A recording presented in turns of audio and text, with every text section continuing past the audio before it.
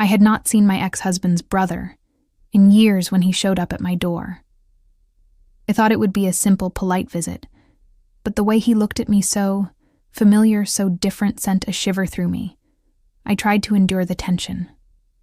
But something had changed, and by the time the evening ended, I realized this was not just a visit. It was the beginning of something I never saw. Coming, it had been 6 years since the divorce, a lifetime ago. And yet sometimes it still felt like yesterday. The hurt had dulled, like an old scar. But it was still there, a quiet reminder every time. I saw couples on park benches or heard laughter from behind closed windows. I'd not expected to be alone in my 40s. But here I was building a life from the pieces he had left behind. That Friday morning began like any other. I just poured my second cup of coffee when the doorbell rang. I was not expecting anyone, and for a moment, I thought it was a delivery I had forgotten about. But when I opened the door, I froze there. He stood, David Mex, husband's younger brother. He looked older, more defined, his once boyish charm now shaped into something steadier, deeper. His smile was hesitant, as though he did not know if he should have come high. "Claire," he said, his voice low and soft like it had been rehearsed. "David," I replied, caught somewhere between surprise and confusion. "What are you doing here?" He scratched the back of his neck, a nervous habit he had kept since college. "I was in town," I thought. I hoped I could see you just to talk." Part of me wanted to say no, part of me wanted to shut the door gently. Andre turned to the quiet routine of my day. But the loneliness had carved its way deep, and I had not spoken to anyone all week. Outside of work, emails come in. He say, finally stepping aside. He walked in slowly, like he was entering a church or a memory. The house had changed since he last visited. I had painted the walls, changed the furniture, tried to erase the shadows of the past. But he looked around with a kind of quiet familiarity, as if the bones of the place still whispered the story he remembered. We sat in the living room and I offered him coffee, Hemmold nodding. "Still make it with too much cream and cinnamon?" I laughed despite myself. "Some things do not change, some do me." He said quietly. There was a pause that stretched just a little too long. I felt my heart beating. Not out of attraction, not yet, but something was shifting, the kind of tension that lingers when the past walks into your present. "I heard about you and Mark," he finally said, referring to his brother. I never got to say I am sorry, looked down at my mug. It was a long time coming. I always thought he was a fool-headed, but I never said anything. I thought maybe that was not my place. It was not, I said, though my voice lacked conviction. There had been a time I had wished anyone had spoken up, would talked about meaningless things, about memories, about the time he and Mark had gotten drunk and locked themselves out of the house, about how he used to borrow my books and return them with notes, scribbled in them, Arjun's. It was strange how easy it felt, like a warm coat pulled from the back of the closet, still fitting after all these years. Then Hest, "Are you seeing anyone?" I paused, caught off guard by the question. "No, I've not really. I have not wanted to." He nodded. "Me neither." The silence that followed was different. It was not awkward. It was heavy, charged, like something had been spoken, even if the words had not been said. He looked at me for a long moment. His eyes searched my face, and I felt suddenly aware of myself. The lines that had deepened over the years, the softness in my frame, the way my sweater clung to my figure. I wasn't 25 anymore, but I was not ashamed of. "That you look good, Claire," he said, softly. "Really, good?" I swallowed, feeling a blush creep up my neck. I had not heard those words in a long time. "You do not have to say that I want to." There was something in his voice, something steady and honest. And in that moment I remembered who he had been to me once. Not just Mark's brother. He had been Theon I had talked to during family gatherings. The one who had always made him laugh, The one who had always seen me really seen me. I do not know why I came. Here today, he admitted, standing up slowly. Maybe just to see, if I do not know if the past could mean something. Again, I stood too unsure of what to say. The air between us was thick with emotion unspoken and undefined. David, this is complicated. No, I just missed you. I looked into his eyes, and in them I did not see Mark's brother. I saw a man who had always been quietly in the background, waiting for Amamen to be more, and something in me whispered maybe this time he should be. I still remember the moment when he stepped closer. The dim kitchen light cast a golden hue on his face, as if the universe had paused time to highlight. What was about to unfold, I was standing against the counter, clutching a warm mug of chamomile tea that had long since gone cold. His eyes were on mine, unflinching, deliberate, deep, with something unspoken, and for the first time in years I felt seen. I never meant to cause problems. He whispered, his voice husky. But I cannot pretend anymore. I've been holding this in 4 years. And being near you again, it is unbearable. My breath caught. I was not a stranger to affection, but the honesty in his voice, raw and trembling, cut deeper than any rehearsed declaration ever had I opened my mouth to respond. But nothing came out. I watched you all those years, he continued. You were the one who kept the family together. You were the one who laughed at everyone's jokes and cried alone. At night I saw everything, and I never said a word. And then he, my brother, he let you go. He took another step forward. I could smell the scent of his aftershave, woody, clean, masculine, familiar, and yet forbidden. You should not say these things. I whispered, my voice thin almost. Afraid you are his brother. He smiled, gently, and he was my brother. Long before he became your husband. But he never deserved you, as still does not. His words, both unsettled and soothed me. Part of me felt guilty for even listening.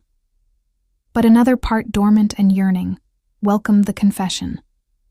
The emotional drought I had lived through for years suddenly felt unjust. Do you remember the night you made that pumpkin soup? He asked, his voice now tender and nostalgic. Thanksgiving, he had gone outside to take a call. You and I were in the kitchen. You burned your hand on the pot. I nodded slowly. The memory surprisingly vivid. I wanted to hold your hand. Then he said, just to soothe it. But you looked at me like you were trying so hard to be strong. I saw it all then, and I hated myself for not saying something. My heart thudded louder. That memory was buried deep, but not forgotten back then. I thought I imagined the energy between us. I thought I was just lonely reading, too much into kindness, but now hearing him speak it aloud, it validated every feeling I had suppressed. I looked down, needing to ground myself. You're talking about years ago. Michael, a lot had changed. He reached out, gently, and touched my wrist, just a brush of his fingertips. And yet it was like a fire started beneath my skin. You still make tea when you are nervous? He said. You still run your fingers along the countertop when you are thinking. And you still close your eyes when you need to stop yourself from crying. I looked up at him. His eyes were no longer just deep. They were searching, hopeful. You remember too much, I said, softly. No, I remember what mattered. We stood there for a long moment, the space between us buzzing with the weight of unspoken feelings and the fear of crossing a line that once crossed could never be uncrossed. I don't know what you want from me, I said, finally, voice shaking. I do not want anything you cannot give, he said, but I need you to know that someone saw you, someone appreciated the way you carried that home, the way you kept smiling even when you were breaking. You deserve to be loved, right? I do not know if I can be that person, but I want the chance. I turned away, my hands gripping the edge of the counter, tears spoiled in my eyes, but I did not let them fall. I had cried too many times for too many wrong reasons. This moment, whatever it was, deserved clarity. He stepped behind me, but did not touch me. You are scared. He said, I am confused. I replied, I will not push you. Just do not shut me out. I turned around to face him again. His proximity was overwhelming but not threatening. There was something patient about the way he waited, almost as if he knew I needed to. Find the answer myself. I have spent so many years building walls, I whispered, and now you're asking me to take one down. No, he said, I am just asking to be allowed to. Stand outside the wall, maybe. One day you will let me in. Something in me broke then. But not in a painful way. It was like a release. A breath I had held in for too long. I nodded one day. Said smiled and leaned down. Not to kiss me, but to rest his forehead against mine. It was intimate, in a way that was more powerful than a kiss. It was grounding. Thank you, he said. And just like that, the moment passed, but the air between us had shifted forever. Later that evening, as he stood by the door ready to leave, I handed him his coat. Our fingers brushed. This time I did not pull mine away. Dinner tomorrow? He asked. I hesitated, then smiled. Dinner sounds good. He nodded and walked out into the night. Leaving behind a silence that Fell knew it was not empty. It was full of possibility.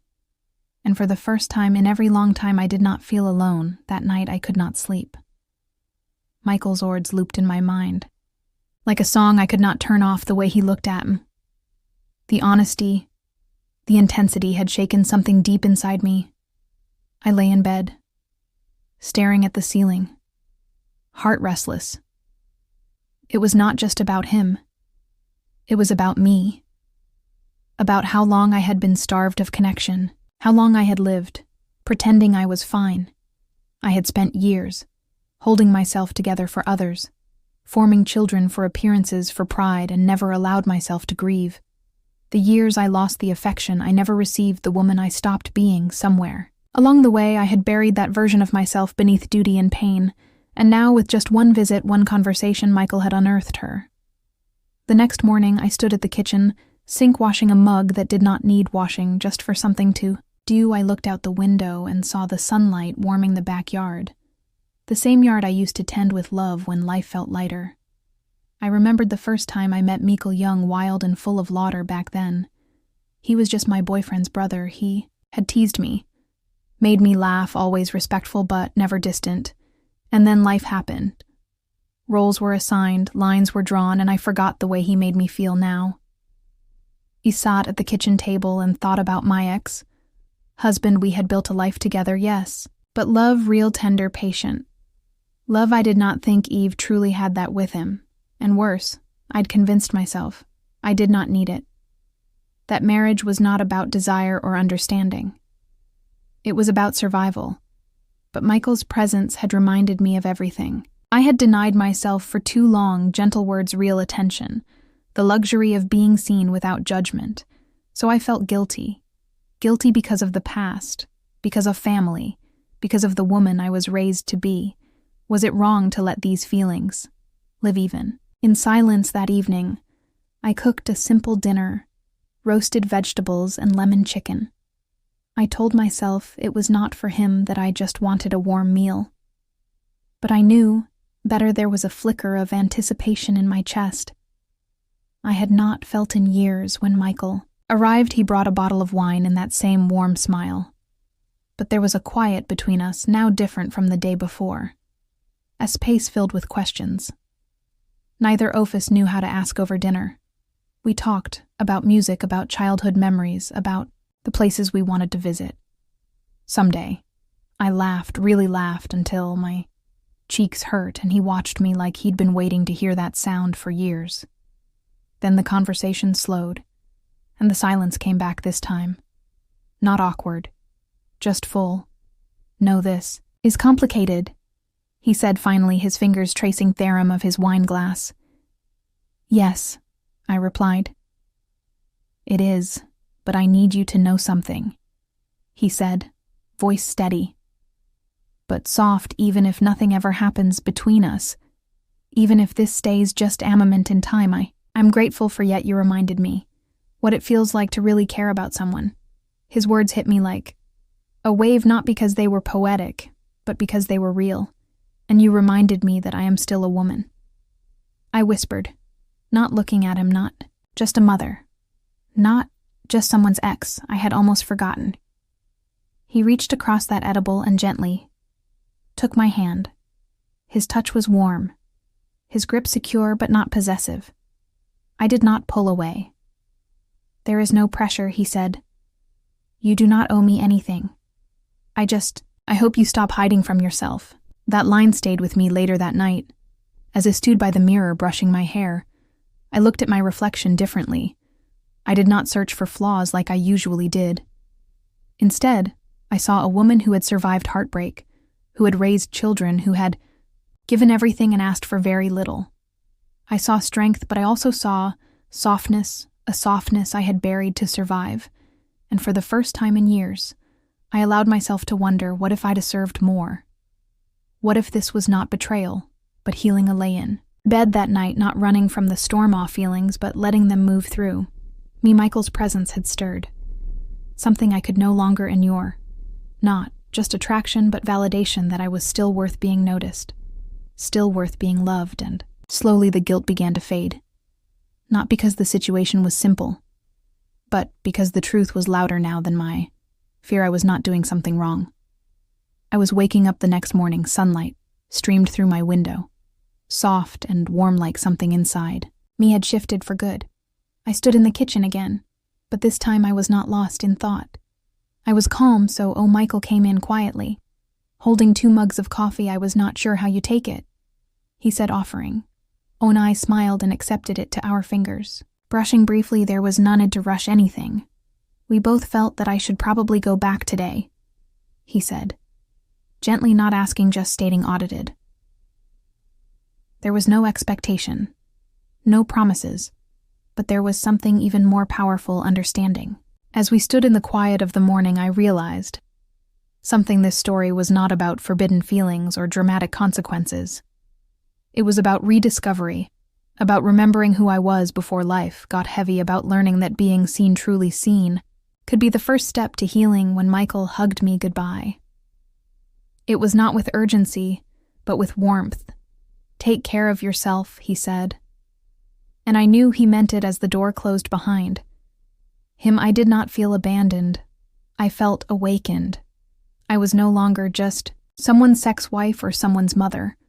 I was a woman who had found a spark again, and no matter what happened next, I knew this would never let myself dim. Again, sometimes the most unexpected visit is not from someone else. It is from the part of you that you thought was gone.